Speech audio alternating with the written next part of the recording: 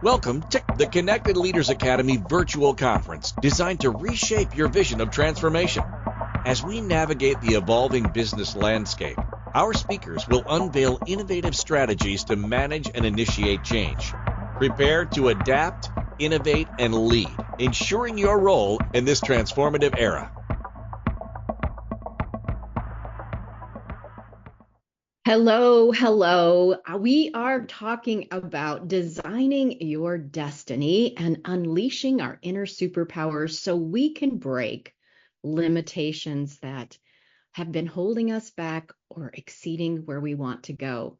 My name is Donna Tashjian. I am the founder of Vibrant Living International, and I am a Holy Spirit-led life mastery coach with over 30 years of experience. I encourage you to grab paper or some way to take notes, and we will get into some things that will break those limitations and help you design your destiny. I am a storyteller, and I'm going to begin today with a once upon a time. Once upon a time, on a hot summer day, a little girl was born. She had red hair and would have freckles. And she was born into an unhappy family. Her father happened to have wanted a son, but he had a daughter instead. She was never allowed to get dirty, to make mistakes. She needed to be perfect at a very early age. So as she grew up, she stepped right into that and performed, got good grades, did everything to behave and to be accepted and loved. Changes happened in her family. There was a divorce and a remarriage, and she got new siblings, which caused a lot more upheaval in trying to fit in and to be accepted and loved and be perfect. Then on another hot summer day, this one was in Texas. Right after her 15th birthday, she was standing in the bathroom with tears running down her face, counting 1, 2, 3, 4. It had been 4 months since someone had hurt her, and she found herself pregnant. To say that those following years were hard isn't even an adjective enough to cut it. I have trouble describing those years in how difficult they were. I share this story because it shaped the way that I looked at the world. It shaped the way I experienced relationships. It shaped how I saw myself. There was a lot of emotions during that time. Anger, absolute terror, shame, blame, pain, so much pain, feeling stupid, not good enough, unlovable, life is hard, lack, never enough. All of those emotions were churning and shaping the way that I looked at the world. On a winter's day, I had a beautiful daughter. She is and has been a joy to my life. And as I go on in this story, the core, the center of the transformation from this scared little girl unto the woman before you, the center, the foundation, the core has been I had a relationship with God at an early age. And he began to change how I saw myself. He began to break those lies that I was believing. So I will be sharing 6 superpowers that you possess to bring them to a heightened use. And the first one is awareness. Aware of how you actually feel, what you're actually believing, and what you're actually thinking. We all have a story. I've told you a story, and it creates a narrative on how we react and expectation of the world today. But was it true that I was unlovable? Was it true that I was stupid or not good enough or that I would always have it hard? No. And God began to shift that narrative, and I began to create a new story. What's your story today? We all have one, and it is creating our experiences, what we expect. So, first thing today is heighten your awareness of where you are on your journey in your life.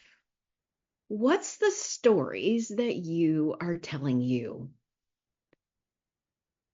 As I moved on and talked about God changing the vision that I have, which is number 2, vision. What do you actually want? What did I want for my life? It wasn't what I was currently believing at the time. What did I want to believe instead? I use vision as an example of the windshield on our car. The windshield, we're driving down the road and we have a vision of where we're going to go. The rearview mirror to me is the past. How far would we get down the road if we were looking in the rearview mirror all the time? Not very far, right?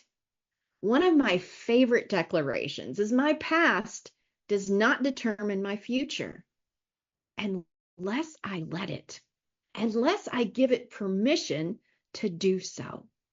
So vision is creating a new map, a new story, a new blueprint of what you actually want for your life, and awareness of when we're believing things that are contrary to that vision, and begin to create a new story. If you have ever taken a road trip or any kind of travel, it rarely goes exactly like you think. There's delays and flat tires or flights not connecting, all kinds of things. And traveling down your map for the vision of your life also takes number 3, which is resilience. It's persistence to hold on to that despite circumstances that might come up to delay or shift or give you a detour. And some of those things is learning to be persistent, resilience, that bounce back, that everything happens for my good, and learning to enjoy today.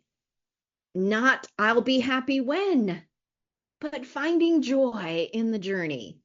One of the biggest things that helped me was to get support, get help. Who are you surrounding yourself with? What influence? What books are you reading? All of those things help your persistence, your resilience. As you think in your heart, so are you. That can be great, or it might not be. Who do you want to be? One of my favorite books that I read early on was 7 Habits of Highly Successful People by Stephen Covey. Chapter 2 has stuck with me all of my life. I read it very early on. And it is called Begin with the End in Mind. Who do you want to be? If we go back to how I was feeling earlier, let's take sad. Do I want people to know me as sad? No, I wanted joyful. Angry. No, I wanted to be forgiving. Hurt. No, I wanted to be healthy and whole. Poor. No, I wanted wealth. Timid. I wanted to be bold. Withdrawn. I wanted to be confident. Did I want to currently expect worst case scenarios? Or did I want to believe that all things work together for my good? Did I want to be pessimistic or optimistic? It takes resilience to achieve your dreams, to design your destiny. And it is one small decision after another that creates miracles. Which brings us to number 4, which I call compassion. And another word is forgiveness. What do you think of when you hear the word forgiveness? We all have a reaction to that word. And if there's circumstances in your life or situations or people where you still feel what I call ugh, like ooh, kind of a feeling, then forgiveness is needed. It could be for yourself or others. That, I believe, forgiveness is one of the most misunderstood words. So let's talk about what it's not. Forgiveness is not saying what happened was okay. It's not saying that they get away with it. It's not saying you have to trust or to be close to them. It's not about them. It is about you. I've heard it said, unforgiveness is like drinking poison and expecting the other person to be affected. We think unforgiveness is punishing them, but it's punishing you and me. It's toxic. So let's talk about what forgiveness actually is. And I'm going to give you 5 steps to actually walk through a forgiveness practice. Forgiveness is all about you. This is a big one. Forgiveness is a decision, not a feeling. I want you to hear that. Forgiveness is a decision, not a feeling. I hear words like, I'm trying to, I'm working on forgiving, I'm going to, when I feel like it, I will. And that just pushes it down the road and keeps the toxicity in your life and body. It is a decision, not a feeling. The feelings will follow. Here are your 5 steps to a forgiveness practice. Number 1, what am I forgiving them for? Own it. Feel it. Don't stuff it, ignore it, or minimize it. How awful was it? What am I forgiving them for? Big or small, doesn't matter. Number 2, my part in this is. What was your part in what happened? What was your responsibility? It's an important step. Number 3, what I want is. What do you want the outcome to be from the situation, circumstances, or relationship? What do you want? Number 4, I appreciate about you or understand. This is sometimes a sticking point, but what do you appreciate about this individual or understand about this individual or circumstance? I appreciate you or about you or understand about you. And number 5, the final one, saying out loud, I forgive you for. I release you. I no longer hold this against you. I set you and me free. One of the ways when there has been serious trauma that God described forgiveness is an onion, peeling an onion. It's layers. So you forgive, you peel a layer, you perhaps cry, onions make us cry, and you move on through life. Something happens and there's a trigger. You're getting the emotional response as if you were back in the original thing. And if you do what I do, we get mad. Forgave that. What's going on? What's wrong with me? Can I ever forgive? And la la la. And we start judgment.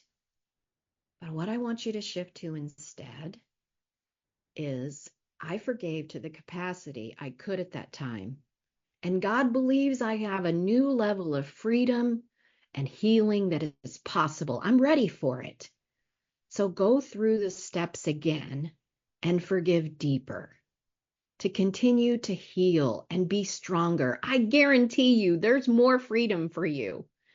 I also guarantee you cannot have the life you would love without this step. It is required to design a destiny that you would love. You are the creator of your world. Choose who you want to be, what you want to be known for. Which brings us to intuition. It's the stillness. It's listening to God. It's hearing from your spirit. It's asking questions. This is a powerful step to design your destiny when you have a vision in front of you. And how do I get there? Stillness always creates life, peace, and joy. And implement this into your life. I'd like you to take your eyes, if you will, and take a deep breath. This may be unusual for a talk, but if you are willing, I guarantee you'll see something great. Another deep breath, and another one. And from this moment of stillness, with your eyes closed, imagine that you've risen above like a bird in the air, reviewing your life. How are your relationships going? How is your business and vocation? How is time and money and health and wellness? What do you notice? What needs attention? As you review your life, take notice again with awareness. What would you love instead? Now I would like you to blink your internal eyes and look to the right. Turn your gaze to the right and look at the future you who's already living the life they would love. What do you notice? And if you had 3 words to describe this future you, what might they be?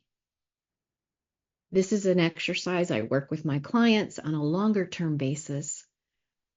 But you can do it here, you can do it later. But looking to the future you who's already living the life you would love, and take those 3 words that are descriptive of this future you and create reminders and I am statements. I am confident, I am forgiving, I am wealthy, whatever they may be. And begin to implement them in your life and design the life you would love. Which brings us to number 6. It's faith. Faith is defined as believing in something that you cannot yet see, touch, feel, taste. It's beyond our senses. Faith is the center of my life. The simplest way that we display faith is our imagination. Now, when we're kids, we use our imagination to be creative. We can do anything and we can be everything. And Albert Einstein, one of my favorite quotes, said, imagination is more important than knowledge, because knowledge is limited to what we know and understand at this moment, while imagination embraces what is unseen. It embraces all that ever will be to know and understand. And in those moments of stillness, asking questions about your dream, your vision, and listening, and then applying faith to that. As adults, we use our imagination, or we could switch the word faith, to terrorize ourselves, to prepare for the worst case scenarios. If you have ever had a child that did not come home when they were supposed to, you know what your imagination does. It actually does terrorize ourselves. Let's use our imagination, our faith, with intention, on purpose, to picture what you actually want. Spend time imagining as if it was already so. You make different decisions from this place, and they are more powerful. Faith is visionary for your good or not. It is up to you. From the scared little girl to the woman standing before you, I have used awareness, increasing my awareness every day. Notice what I'm noticing. It prevents me from getting stuck in negative loops. And practice taking time for stillness. Every day I work on my vision. I look at where I want to go, who I want to be, and resilience, holding on to that dream no matter what, bouncing back because everything works for my good, right? And then forgiveness is a daily habit of learning to forgive and to love and to grow. Intuition is the stillness and faith. So challenge yourself in using these 6 powerful superpowers to break limitations and to design a life you would love. What stands out to you when you look at these? Awareness, vision, resilience, compassion, intuition, faith. Which ones do you need to put into daily practice? What support do you need for this to be able to apply this in your life? It is amazing. I can tell so many stories of people putting these simple things into practice and having them transform your life. I have provided gifts for you. I hope you enjoy every one of them and that we can stay connected through social media and other ways as well. You can also visit me on my website, iVibrantLiving.com. It is amazing. I have been told, Donna, you are a walking miracle. And I smile and say, this miracle was one decision after another decision after another decision. And it is the same for you as you grow and learn and apply the dreams you have. Remember to take your 3 words. What is the future you telling you about yourself?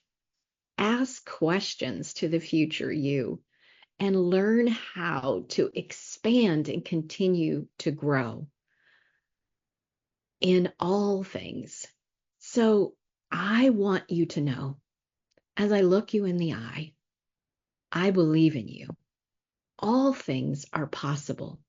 It is possible to design your destiny, co-partnering with God, leaving a legacy and building the future of your dreams, making a difference in the world, vibrant living in its fullest. Thank you for joining me here today, and blessings to you on your journey. Bye for now. Thank you for participating in today's enlightening session. As we transition to our next expert, remember that each strategy and insight is a step toward becoming a transformative leader in your field. Visit connectedleadersacademy.com to stay engaged and informed. The journey of change is ongoing. Let's move forward together.